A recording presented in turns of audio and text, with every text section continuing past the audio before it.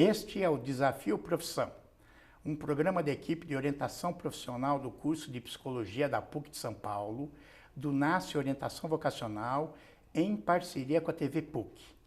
E agora falaremos sobre o trabalho do psicólogo hospitalar. E para isso conversaremos com a Matilde Neder, que é psicóloga e professora universitária no próprio curso da Psicologia da PUC. Seu trabalho no Instituto de Ortopedia e Traumatologia do Hospital das Clínicas, onde pôde acompanhar psicologicamente crianças submetidas à cirurgia de coluna e suas famílias, marcam o início da psicologia hospitalar no Brasil. E a Soraya Aze, que é psicóloga e atualmente é psicóloga da UTI neonatal e maternidade do Hospital Albert Einstein. Eu agradeço a presença de vocês. E poderíamos começar com casos, uma situação inusitada ou até engraçada a respeito da profissão. Depois de uma criança que estava conosco desde o seu segundo mês de vida até ela completar 3 anos, foi muito difícil no momento da alta em que essa criança ia para casa, tanto dos pais desmamarem daquela UTI, como nós, como equipe, médicos, enfermeiros, fisioterapeutas, nutricionista, copeiro, até o pessoal da higiene, estava um momento de insegurança. É a hora? Estamos prontos? Podemos ir? E nesse momento a gente pediu ajuda, né? Era uma família e uma criança que eu, como psicóloga da unidade, estava acompanhando. E nesse momento a gente pediu ajuda de uma musicoterapeuta. E ela veio. Ela veio, fez algumas sessões até para poder conhecer um pouco melhor a família, conhecer quem era essa criança de 3 anos. E nós fizemos uma música que contava a história desta criança na UTI, desta equipe, né, com o trabalho assistencial.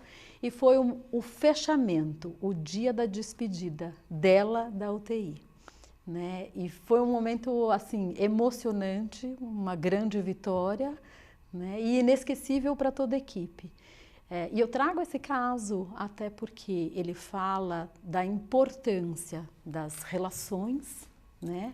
Dentro de uma unidade de terapia intensiva, não só com o paciente pediátrico, com sua família, com toda a equipe, e a importância da diversidade. Né, o quanto é importante a flexibilidade, a versatilidade na nossa profissão. Não sei como que você vê esse caso, professora. Esse caso ou outro caso? Outro caso.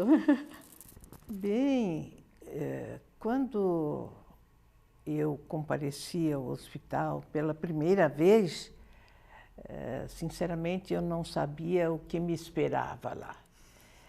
Na verdade, eu nem sabia o que é que eu ia fazer lá. Eu fui substituir um colega, um grande amigo meu, que me disse: Matilde, chamaram-me lá para o hospital, mas eu não vou, não quero ir, não posso ir, não vou mesmo. Você vai no meu lugar? Eu fui mais para atendê-lo. E quando eu chego no hospital, era a clínica ortopédica e traumatológica lá do Hospital das Clínicas. Quando eu chego, vou no andar X e me dizem que é para ir naquela sala. Era um salão, na verdade, em que havia muitas camas ali de crianças pequenas.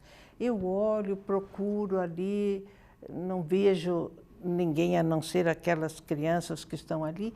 Eu vou procurar a enfermeira e pergunto a ela: por favor, onde estão as mães dessas crianças?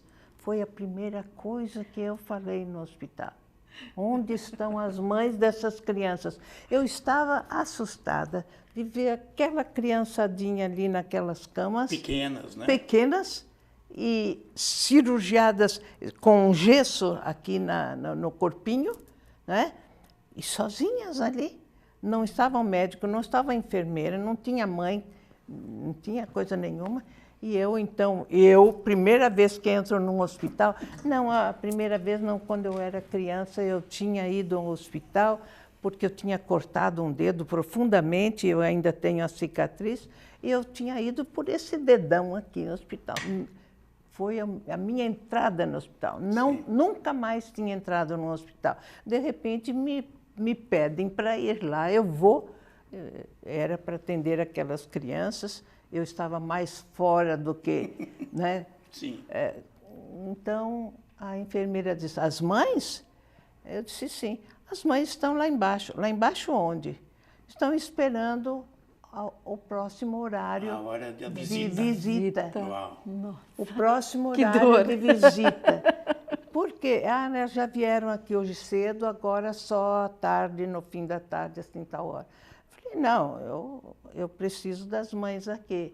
Bom, na realidade, eu estava vendo o que é que eu ia fazer, não é? Porque eu ainda não sabia o que fazer, mas o que eu notei é a ausência da mãe ali. Então, a minha primeira atividade no hospital foi a sensação de onde estão as mães. Vamos trazer as mães. Primeira função do psicólogo é falar, a mãe tem que estar aqui. A mãe tem que estar aqui. Daqui. E eu acho que nesse momento intuitivo, porque naquela época você não tinha os instrumentos que você construiu ao longo, mas esse momento intuitivo fez... Não só intuitivo, não, eu tinha já... Eu era uma menina, é verdade, mas muito experiente, porque experiente... onde tinha que estar alguém, eu estava lá, na comunidade, sabe? O que havia de problemático na época é que não havia formação específica para o psicólogo. A gente é que formava, a gente é que buscava o que queria. E eu busquei na casa de um, na casa de outro. Eu dormia em casa de pacientes com Noemi da Silveira Rudolph. Não sei por que não se fala muito de Noemi no mundo científico-psicológico. E, para mim, ela é a base de tudo. Um psicólogo hospitalar faz terapia no hospital? Claro que faz. Claro que faz. Sempre fez. Sempre fez. Mas essa terapia que se faz no consultório? Então, Vamos O tentar. que é que se faz no consultório? O que é que se faz no consultório, minha colega? Agora, dizer que naquele tempo, o que se fazia no consultório era a terapia prolongada. E nós iniciamos no hospital uma terapia que eu não sabia, mas era terapia breve. Mas eu não sabia que era terapia breve. Apenas eu era obrigada a fazer rápido, porque amanhã ele já vai embora. Amanhã é modo de falar. Né? O que você teria a falar sobre isso? Então, complementando o que a professora Matilde falou, é exatamente isso. Existe uma prática clínica que foi levada ao hospital. Aquela psicanálise 4 vezes por semana, durante anos? Não, essa não. Eu quero dizer, existe uma teoria e uma prática, né? Que era o que se conhecia. Isso foi levado ao hospital. E isso foi modificado, foi renovado e ampliado. Porque dentro do ambiente hospitalar, como ela colocou no exemplo, é isso. Os pais, hoje a gente tem os pais presentes 24 horas dentro da UTI, tanto neonatal como pediátrica. E na enfermaria também. E na enfermaria também. E aí você tem uma equipe assistencial que também precisa ser cuidada. Você precisa traduzir para esta equipe qual é a percepção deste paciente e desta família com relação à doença e ao tratamento. Então, aquela psicoterapia, né, no set da clínica, estendida, né, e somente com o paciente, isso se modifica, isso se renova dentro do hospital, né? Então, hoje a gente tem a dinâmica de atender, fazer discussões clínicas e fazer discussões com a família. Então, você chama a família em determinados, desde o início do tratamento, né, na experiência de pais de bebês prematuros, Os pais são chamados logo nos primeiros 15 a 20 dias. O bebê vai ficar lá provavelmente 3 meses ou um pouco mais, até a hora que ele amadureça e possa sair de dentro da UTI. E a gente conta o tratamento, a gente discute esse tratamento com os pais e a gente traz eles, né, para essa compreensão ampliada do que vai acontecer, até porque eles se sintam seguros e façam vínculo com a equipe. Então, não é, então, aquele médico que traz a informação médica, né? O prognóstico é este, o remédio é esse, mas é todo um acolhimento afetivo, emocional. exatamente.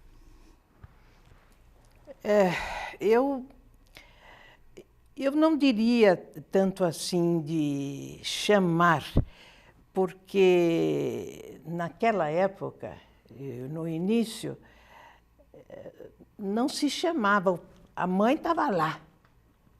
Ela estava lá, quer dizer, não me deixam entrar. Claro. Então, aqui foi aberta a porta para ela entrar. E a qualquer hora, não depois de X tempo. E aí a mãe não saiu mais de perto do nenê, dos filhos. Porque a queixa era de que aquelas crianças estavam se atirando da cama e estragavam todo o trabalho dos médicos. Quebravam gesso e as crianças se atiravam da cama. Então, as mães passaram a estar lá continuamente. Elas não eram mais chamadas, elas ficavam. Elas começaram a ser parceiras. Parceiras. A compartilhar o tratamento. Desde sempre. Desde sempre. Desde a entrada deles. Desde a entrada deles. Eu lembro quando, caso pessoal, um filho meu foi operado, meu filho mais velho, acho que 8, 10 anos, e foi operado, deu tudo certo, aí foi para a enfermaria e ali tinha hora de visita. Eu não podia ficar com ele. Foi a primeira vez na vida que ele se separou da gente, aos 8 anos. Eu lembro que eu invadi a enfermaria, fiz um ato de insubordinação, né? De manhã, na manhã seguinte, e invadi a enfermaria e disse, é meu filho, eu preciso saber o que está acontecendo. Aí, vendo? Esse é o comportamento dos pais. E naquele tempo, aquelas mães coitadinhas estavam lá, humildemente, esperando sua vez. Não invadiam. Não invadiam. Foi preciso que aquela psicóloga que chegou lá, por sua ignorância, chegou e pediu o evidente. Como? Aqui estão crianças, onde estão as mães? Como quem dissesse assim, mas se aqui tem criança, tem que ter mãe junto, né? E por que não pai também, né? Se tiver pai, né? Pois, se tiver pai, tinha pai lá que era a mãe. Sei. Sabe? Porque eles cuidavam como mães. Então, isso que se diz hoje, os pais estão como mães. Já naquele tempo, tínhamos pais-mães. Em função... Parece instinto, né? Eu vou, meu filho precisa, eu estou aqui. É impressionante. Trabalha também com a equipe do hospital, com o médico, para ter uma relação mais humana, enfermeiros, auxiliares, técnicos? Não tem como não trabalhar, não tem como fazer um trabalho com o paciente e com a família e não ser um tradutor e um mediador entre a equipe, entre as especialidades. Hoje, nos hospitais particulares, em que você atende a alta complexidade, no mesmo caso, você pode ter 3 equipes de especialistas diferentes. E aí são muitas linguagens falando com uma mesma família, né? Então, é importante o trabalho com a equipe, é importante o trabalho com a assistência, sendo um tradutor deste paciente, da percepção deste paciente, desses familiares, para essa equipe assistencial. E com isso, você promove um cuidado humanizado muito mais amplo, né? E estendendo até esse pioneirismo da professora Matilde, que imediatamente ao entrar numa enfermaria perguntou aonde estão os pais dessas crianças, porque são os pais que levam as crianças de volta para casa. Eles são a referência forte né? Eles são a consistência e a segurança também durante o tratamento, e é fortalecendo esses pais que você tira o sentimento de impotência, né? De que, puxa vida, meu filho está aqui, eu não tenho o que fazer por ele. Não, tem sei muito. O que está acontecendo, né? Exatamente. Eu acho que hoje o hospital consegue, e a equipe consegue, entender que não só os pais, mas se os irmãos existem, né?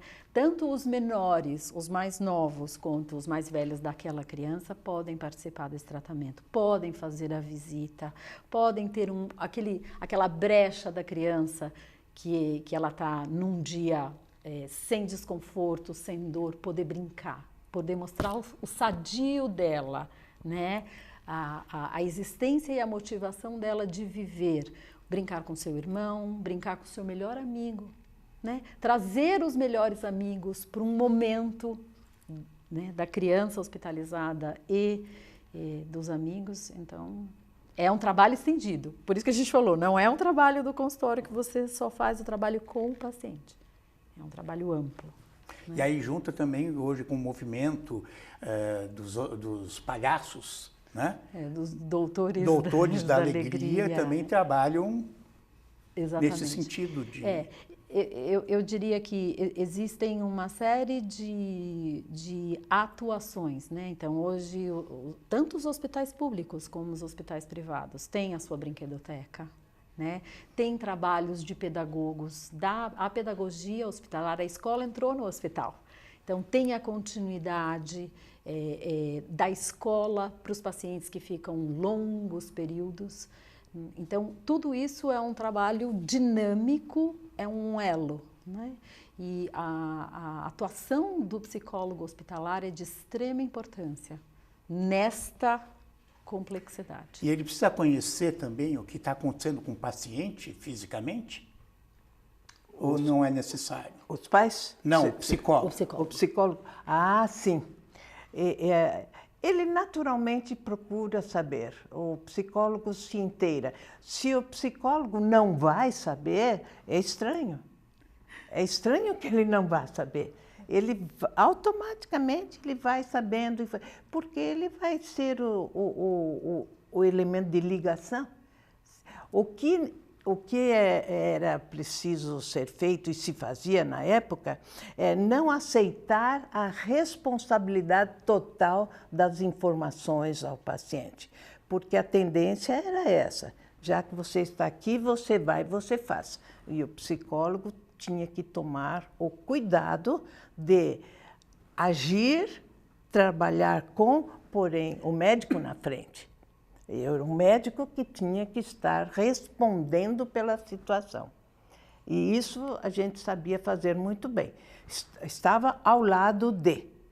E em seguida... Não subordinado a. Não subordinado, porém ao lado de. Porque não é a questão aí, não é questão de subordinação. A questão ali é de complementação. Quer dizer, um fazendo pelo outro, com o outro, não é? Era isso que o psicólogo fazia, sempre soube fazer. E é mais com paciente infantil ou também com adulto?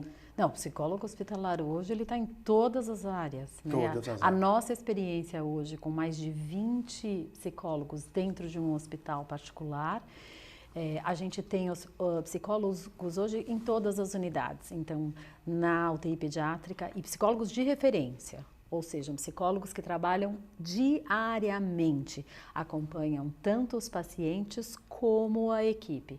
Então, a gente tem na UTI pediátrica, UTI neonatal, maternidade, UTI adulto, semi-intensiva adulto, as enfermarias dessas UTIs, nas unidades oncológicas, então, transplante de medula óssea, pacientes oncológicos, pacientes da radioterapia, da quimioterapia, Uau. da diálise e dos transplantes, da reabilitação e das avaliações de ambulatório neuropsicológico. Então, hoje, quando você tem 20 psicólogos trabalhando num hospital particular de alta complexidade, em todas essas unidades, acho que a gente foi construindo e reconstruindo o que foi feito lá atrás pioneirismo da professora.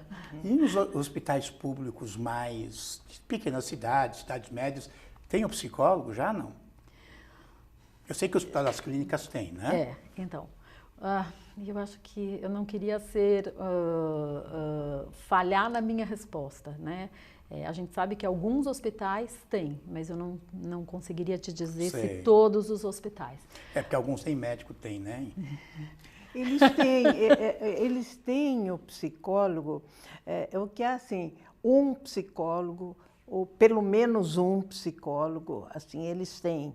É curioso, porque não se diz assim que há obrigatoriedade de ter o psicólogo.